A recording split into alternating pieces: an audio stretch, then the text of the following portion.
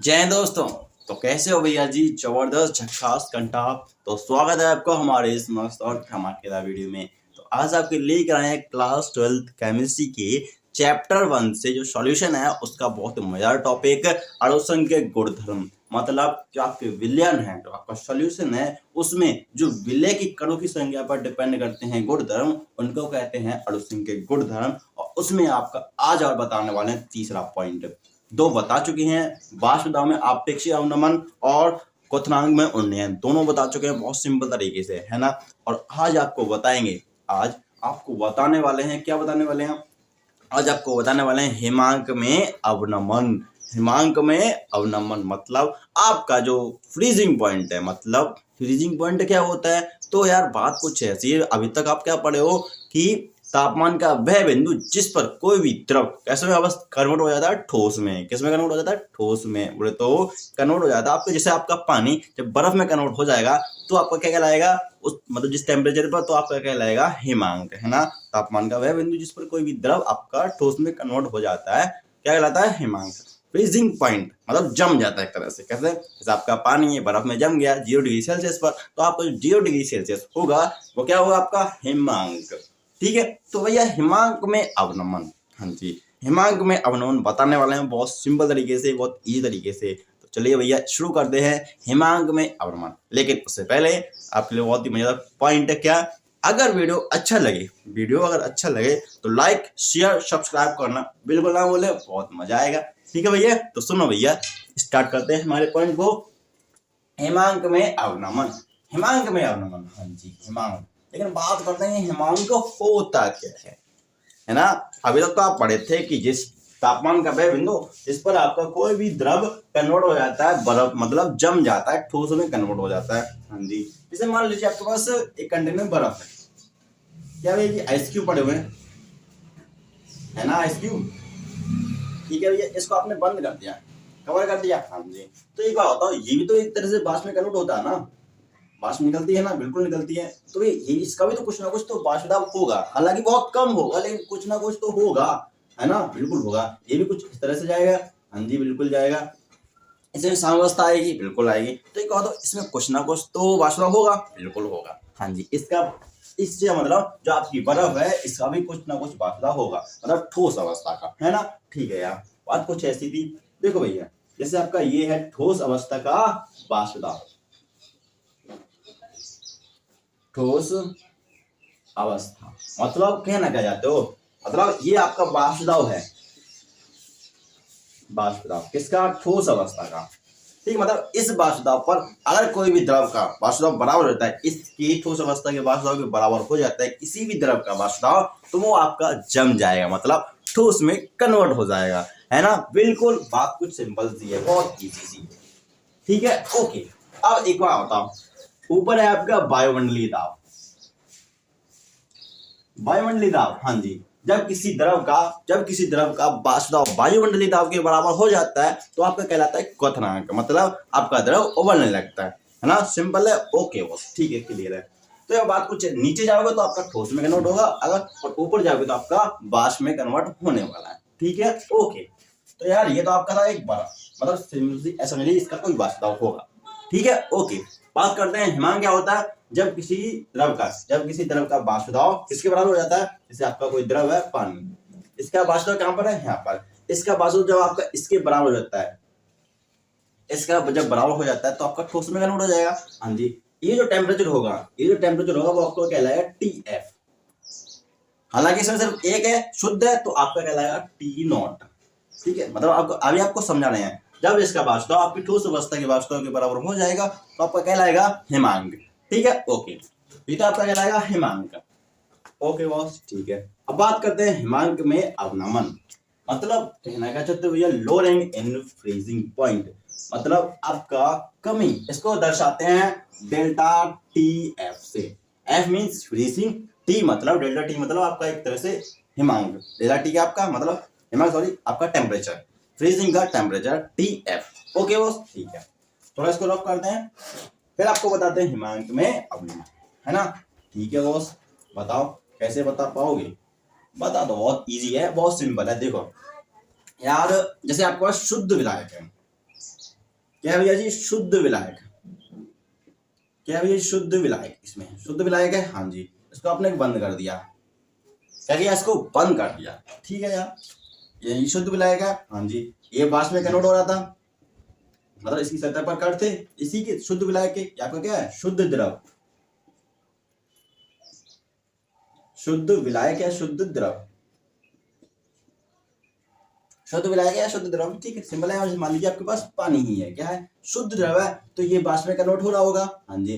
तो ये इसमें साम्यावस्था भी आएगी, आएगी, बिल्कुल आएगी, ठीक है। मतलब साम्यावस्था का मतलब क्या होता है, अगर एक कण वाष्प में कन्वर्ट हो रहा है तो भैया एक कण वाष्प में कन्वर्ट, तो वाष्प भी पानी में कन्वर्ट होगी, द्रव में कन्वर्ट होने वाली है। ये आपका क्या है, एक तरह से वाष्प साम्यावस्था है। तो इसकी मतलब साम्यावस्था पर जो वाष्प आपकी द्रव की सतह पर दाव लगाते हैं वही आपका वाष्प दाव होता है, हाँ जी। ठीक है साहब, ये पानी है, तो इसका वाष्प दाब कहां पर है, जैसे मान लीजिए वाष्प दाब का लेवल यहां पर है। शुद्ध विलायक या शुद्ध द्रव है, क्या भैया ये शुद्ध विलायक है। ओके, इतना समझ में आ गया। ओके, मतलब आपका शुद्ध द्रव है, शुद्ध विलायक है, इसका वाष्प दाब कुछ है यहाँ पर, इसका, ठीक है। अब एक बात बताओ, आपको इसमें जमाना है, इसको, इस विलयन को जमाना है। क्या करना है, जमाना है, तो ये ऊपर जाओगे नीचे। तो ये जब आपको इसको जमाना है, तो ये जमाने के लिए आपको ठोस अवस्था के वाष्प बराबर करना है, हाँ जी। तो इसको जब ठोस अवस्था के बराबर करोगे तो ये जो टेम्परेचर होगा, ये जो टेम्परेचर होगा वो आपका कहलाएगा TF, बट नॉट के साथ। क्यों, ये आपका शुद्ध है, शुद्ध है, इसमें कोई अशुद्ध मतलब कोई दूसरा विलय नहीं है, जैसे NaCl वगैरह नहीं है इसमें, ठीक है। तो ये आपका शुद्ध अवस्था का है, हाँ जी। अब क्या किया, अब इसमें आपने मिला दिया, क्या मिलाया, अवाष्पशील विलय,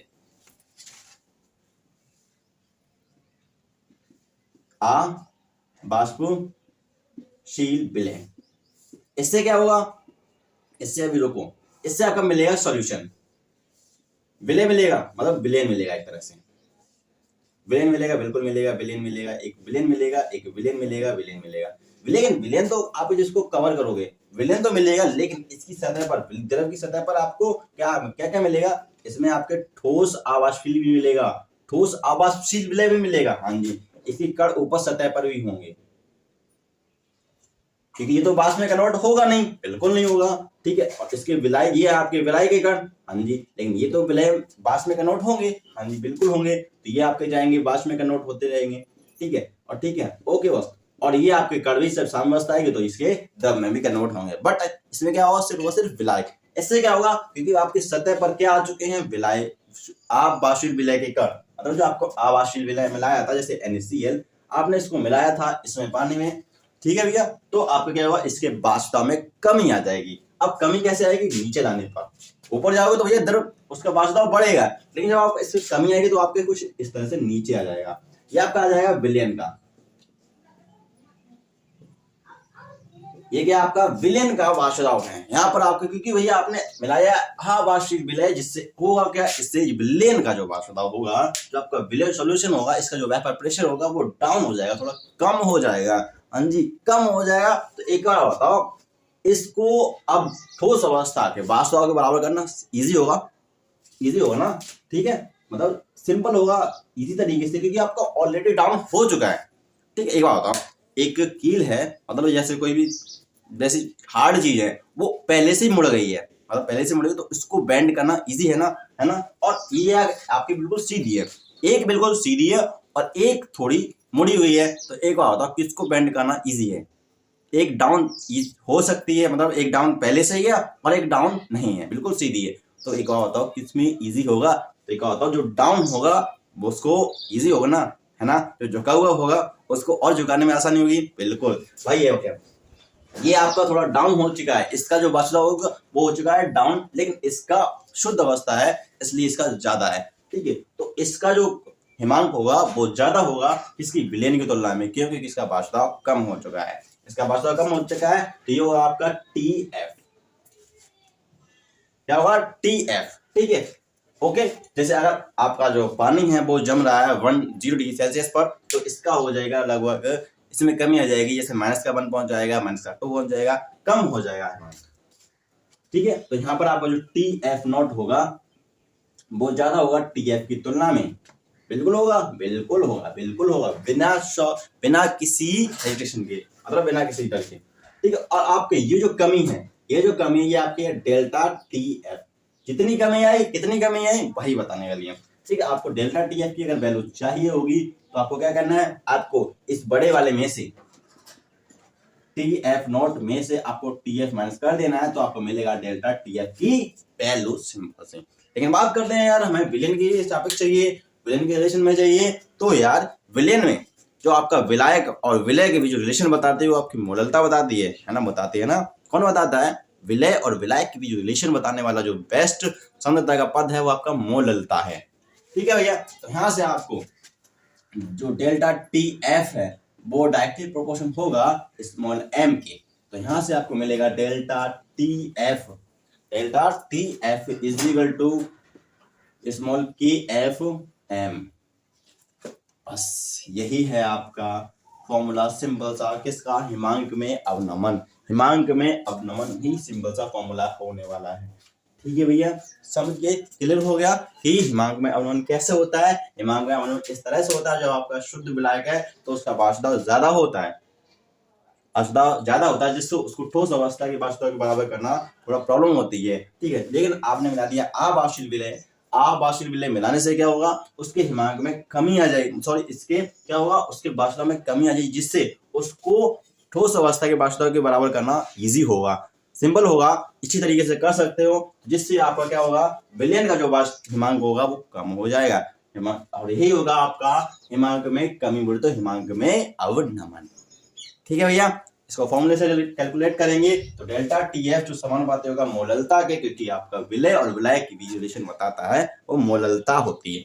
ठीक है, delta T F is equal to K F small M. आप मोललता का फॉर्मूला क्या होता है, स्मॉल एम का फॉर्मूला होते हैं बहुत सारे, क्योंकि N V upon W A ये केजी के लिए है ना। ठीक है, और यहां से अगर आप फॉर्मूला है तो एक और है क्या कि N V upon W A, अगर ये ग्राम में है तो आपका ऊपर 1000 का मल्टीप्लाई हो जाएगा। ठीक है, और आपको एक और इसी के स्मॉल एम जो होगा बराबर होगा किसके बराबर होगा, होगा आपका एनवी को। अगर आपको डायरेक्ट वेट में लिखना, मतलब जो आपका द्रव्यमान के फॉर्म में लिखना है, आपका होगा W B upon M B into W A into 1000, ये आपका जीएम में होगा। ये आपका स्मॉल एम का फॉर्मूले हैं बहुत सारे सिंपल से। ठीक है, क्लियर होगा। बट ये केएफ क्या है, केएफ आपका क्या है भैया, केएफ है आपका हिमांक अवनमन स्थिरांक। हिमांक अवनमन एक तरह का नियतांक, एक तरह का स्थिरांक है आपका। ये आपका क्या है, हिमांक अवनमन स्थिरांक।